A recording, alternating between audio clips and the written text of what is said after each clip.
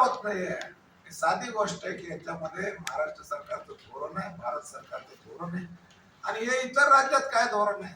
इतर राज्यामध्ये उदाहरणासाठी आपण उत्तर प्रदेश घेऊ. उत्तर प्रदेशमध्ये सहकारी कारखानदारी फार कमी आहे, का दुसरा कारखाना आहे. सगळे कारखानदारी खाजगी आहेत. त्यांचे आमदार सभागृहात नाही आहे. कारखानदारांचे प्रतिनिधी सरकारमध्ये नाही, विरोधी पक्षाचे नाही. आता मग तिथं काय होतं की ऊस उत्पादकांचा रेटा सरकारवर असतो आणि ऊस उत्पादकांच्यामुळं तिथलं जे सरकार आहे, राज्य सरकार, त्यांनी त्यांना कमिशनर ठेवलेला आहे.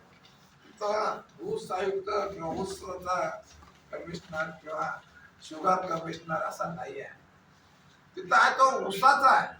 उत्तर प्रदेशमध्ये काय आहे? ऊसाचा गन्ना कमिशनर आहे आणि महाराष्ट्रात काय आहे? शुगर कमिशनर आहे. मोठा फरक आहे. याचा इतर भाजपाचे नाव बदलणं आणि आमचं नाव बदलण्यात फरक आहे. लक्षात ठेवा की साखर आयुक्त हा साखरेचाच हिशोब करतोय सगळा आणि साखर कारखानदारांना कसं परवडेल हे बघतोय. याच्या उलट उत्तर प्रदेशमध्ये गन्ना कमिशनर आहे आणि तो ऊसाचा फायदा, ऊसकरी उत्पादक शेतकऱ्यांचा फायदा कसा होईल हे तिथं बघतोय.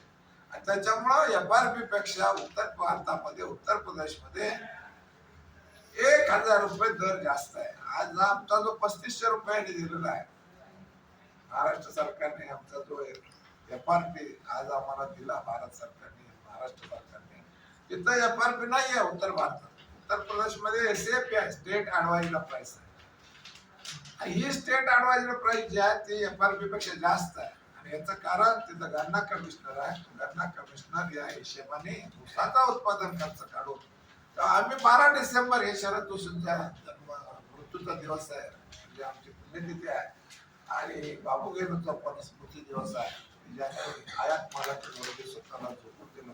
त्यांची आठवण आज देशामध्ये शेतकरी संघटना आमची सोडलं तर कोणाला आठवण सुद्धा होत नाही. तर आम्हाला माहित आहे की या आयातीमुळे आम्ही मरतोय, आमचं जे नुकसान होतंय, आम्हाला जे आत्महत्या करायची पाळी आल्यात ते आयात होत असलेल्या शेतीमालामुळे होते आणि निर्यात बंदीमुळे होते.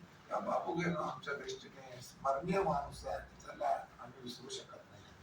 त्याचप्रमाणे शरद जोशीने हे सगळं आम्हाला शिकवलं. त्यांची पुण्यतिथी 12 डिसेंबर आहे. तर या 12 डिसेंबर पर्यंत जर गन्ना आयुक्त झालं नाही महाराष्ट्रामध्ये, जर का शुगर कमिशनर बदलून शुगर केन कमिशनर झाला नाही, गन्ना आयुक्तालय असं नाव जर झालं नाही, तर आम्ही 12 डिसेंबरला ते साखर आयुक्तालय फोडून काढणार आणि त्या ठिकाणी ऊस आयुक्तालय करून टाकणार.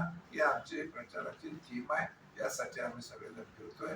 तेव्हा आपण आमच्या बरोबर असलेले अतिशय नाना पाटील ब्रिगेडचे शिवाजी नाना नाटकिले आहेत, ते आपल्या समोर या विषयाबद्दल ते जे काही चाबूक कळायचं आहे ते आम्ही कर विजेचं बिल का देत नाही, आम्ही कर्ज का देत नाही. शरद जोशीने एक भूमिका घेतली होती विरोधी अधिवेशनामध्ये, कर कर्जा नाही देंगे, बिजली का बिल भी नहीं देंगे, आणि ते आम्ही आज तागायत पाळणारे कार्यकर्ते आहोत.